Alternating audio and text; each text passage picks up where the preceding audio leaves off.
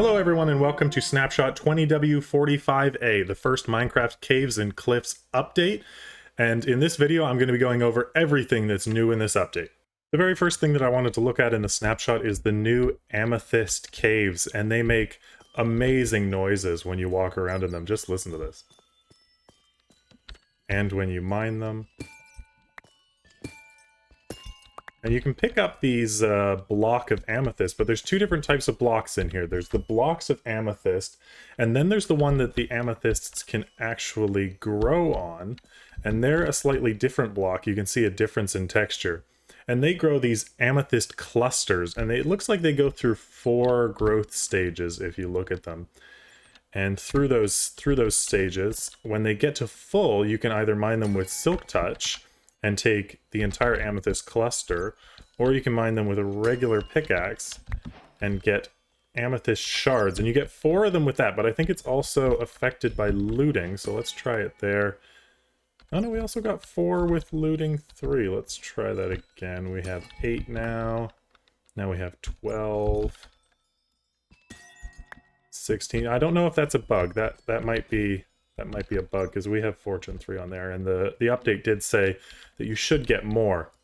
Now these blocks are slightly different, and you can't move them, it seems, even with Silk Touch. So this will be the only place where you can actually get the amethyst shards. Now this is the other block. I just put one in my inventory here. It's called a budding amethyst. That's what the amethyst shards can actually grow on, and you can't pick these up. So if you're going to want to build a farm for these, you're actually going to have to build it here. You can remake blocks of amethyst out of the amethyst shards as well, so you can take them, but you can't actually take the things that grow new ones. And the interesting thing about this is you can actually see some of the new blocks here as well. So we have the calcite, and this one is called tough, I believe. Yeah, tough. I'm not really sure what this one is supposed to be. This is obviously supposed to be a calcium calcite ore.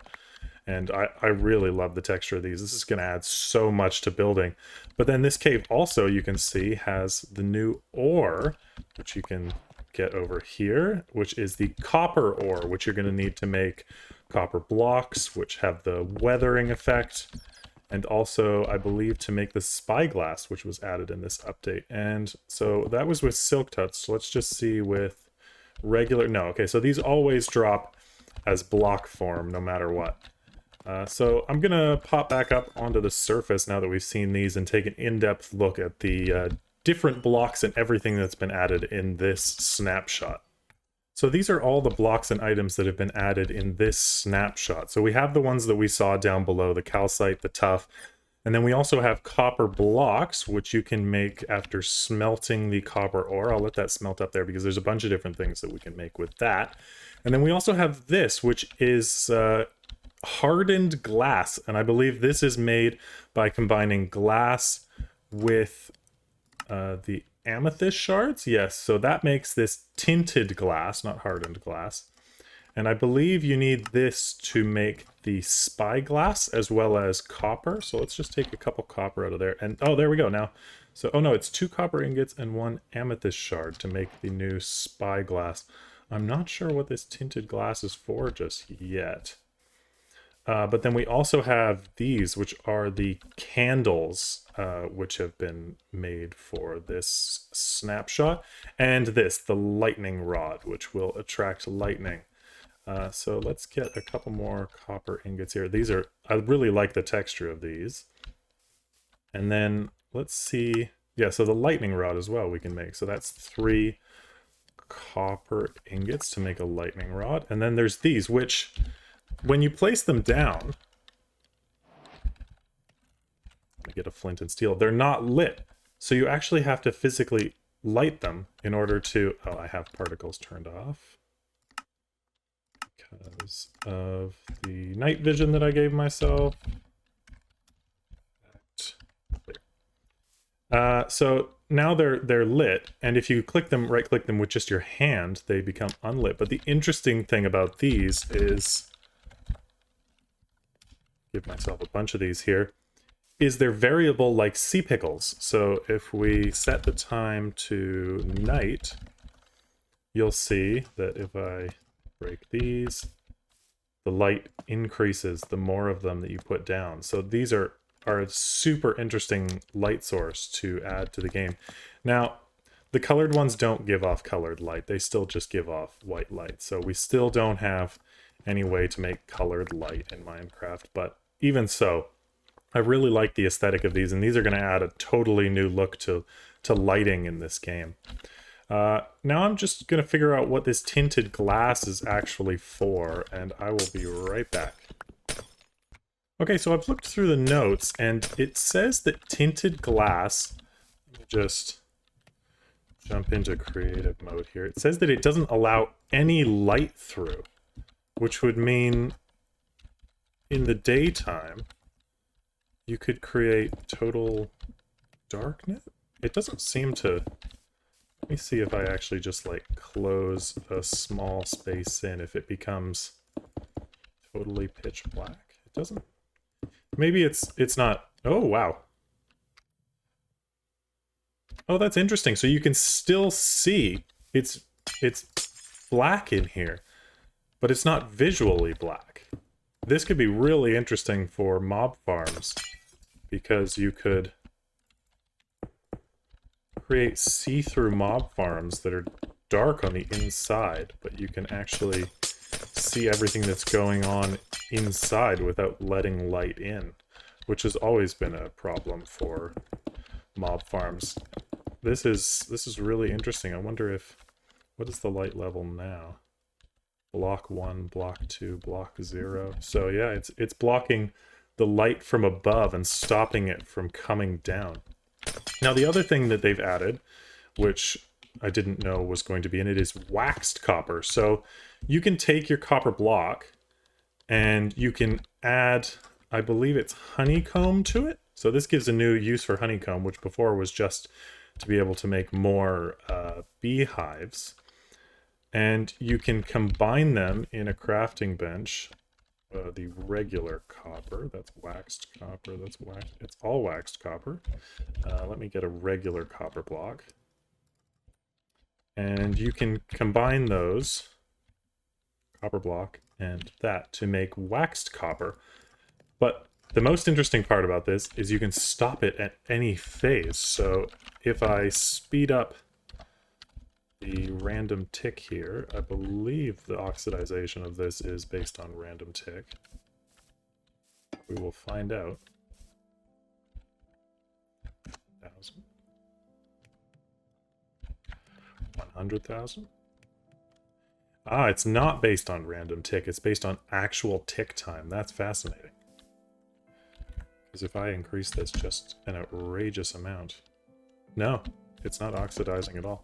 So that is something that is going to take a lot of time, and I think they said like 50 to 80 days to move one stage, which means to get from copper to lightly weathered to semi-weathered to totally weathered. Wow. To lightly... There we go. So through those 4 stages is going to take a long time of in-game days. And those are the 4 different colors. But then what you can do is you can take any point at which it... And why can't I click this crafting bench? That's because the random tick is so high. It is having issues. Game roll random tick speed 3. I've broken Minecraft. I'll be right back. Okay, I finally managed to set the random tick speed down. And so you can take the semi-weathered or any one that you like, and you could put this honeycomb on it. Does it have to be in here in a specific orientation? Waxed. Oh, it said that you can do this. Maybe when it's more weathered, you have to, like, click it with it? No? Semi-weathered and that... Oh, no, it's working. Does it have to be in that orientation? No? Now it's working anyway. Interesting. Bugs. Anyway, now it's waxed. So when you place it down, it won't continue the degradation to the next color. So you could have this color copper roof, this color, this color, this color, as long as you have some honeycomb. Now I've changed the weather to rain and thunder here in the hopes that we can actually see one of these lightning rods catch light. Oh, there was a strike, but it did not land on the lightning rod. There's also, I didn't play with this spyglass before, but it's super interesting. I've always used Optifine, so I've been able to zoom in, but it's interesting that we actually have a tool for that now. Anyway, while we wait for maybe a lightning rod to come down, let's take a look at the last new thing, which is the bundle. Now, personally, I don't think that this is the way to fix the storage problem in Minecraft, just because it's... How do you even... I thought that was how you were gonna place things inside of it. You don't? No. How? What? Does the bundle not actually work? Or do you have to open it? Well, there's... Oh, you have to right-click to put things inside of it. Interesting. So there you go. It can hold one stack of things, and then you can empty it by right-clicking it again. But I don't think that this is the way to fix Minecraft's inventory problems. This might be okay for early game, but for the people who are talking inventory issues in late game when we've got so many tools and things and we're trying to build something, Shulker Boxes do a better job than this, because not only can you only fit one block of things in here, but they just get spilled out. You can't choose what you're taking out at any given time. If you wanted, say, oh no, I put one of my amethyst shards in there, I want to get it out. Oh, and I have to spill everything out to get it. So I personally don't think that that is the way that's going to fix inventory issues in Minecraft. And maybe I'll use this early game, but I don't think that it's something that I'm going to pay too much mind to. Can you put tools in there? Oh, and look at that. One tool fills the entire bag. So you can't even use it to carry around your excess tools. No, this... I don't think that the bundle is going to catch on. I don't think that people are really going to be using that. Now, there were a couple of other changes in this snapshot that aren't specifically in relation to new things, but they're changes to old things, and one of them is rails. Apparently, in this snapshot, we are going to be able to run rails through water. It's not going to break... Wow. It's not going to break them anymore. And even the minecart should be able to run through the water. So let's just give this a test here. There's no solid block behind it. Wow, that is... It actually goes. Let's just get some power down there, and then some power up here, and let's send a minecart. And down, and up. Yeah, it almost looks like it really slows down in the water, maybe. So you might need a lot of power to run it through water, but I mean, this adds some interesting possibilities, because you don't have to create wild bridges over water to move villagers around and things like that. And apparently, it's even goes so far as to not be moved by... Yeah, no, flowing water doesn't even break rails.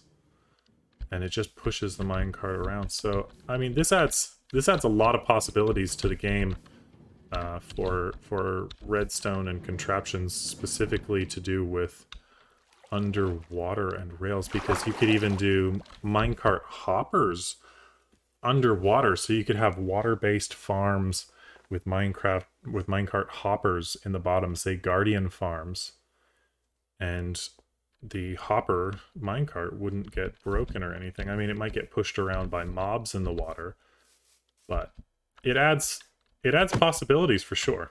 And lastly, and what I think is probably the most interesting part of this update, is that shulker boxes, shulkers, are now going to be farmable. The snapshot says that if a shulker hits another shulker with a projectile, that there is a chance that it will create a new shulker. So if I go into survival here and I try and get one of these to hit each other, I believe I've set this to peaceful, so let's try easy just so that it don't take too much damage. But let's see if we can... Ugh. Oh man. Oh, we hit. There was a hit. There was a hit.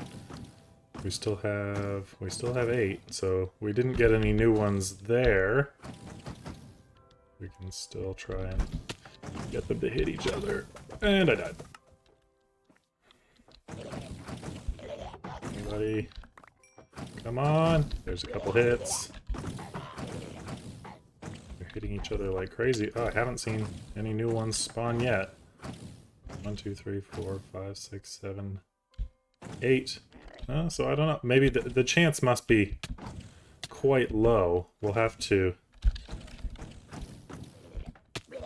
figure out. And again, I'll have to figure out what the actual chance is for this to happen. I'd really like to see one duplicate here. Oh, wait. Oh, we have one. There's one down there. We have 9 now. So I don't know which one duplicated, but we have 1, 2, 3, 4, 5, 6, 7, 8. Well, one just died. So that's another thing to think about, is that they're going to die in this process. And you're going to die a lot in this process because you have to put yourself right in the way. But it is possible now to duplicate shulkers. So this adds serious possibility, and I can't wait to see the farms that come out of this to be able to make unlimited shulker shells for shulker boxes, because this has always been something that's been quite difficult. You get a chance to get one shulker shell, you have to fly between all of the different end cities, and I'm gonna die here again.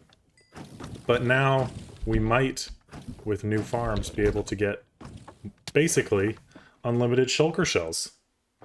Now that covers pretty much everything new in this snapshot. We have the new copper, we have the Amethyst Caves, we have a couple of new blocks here, the waxing, the new glass that doesn't let anything through. This is a really nice addition. We have the amethyst crystals, candles, lightning rods, the rails. You can also now put lava inside of a cauldron and compare it. I don't know what kind of uses this has, but you can burn things inside of them if you can actually get something to go inside of a cauldron.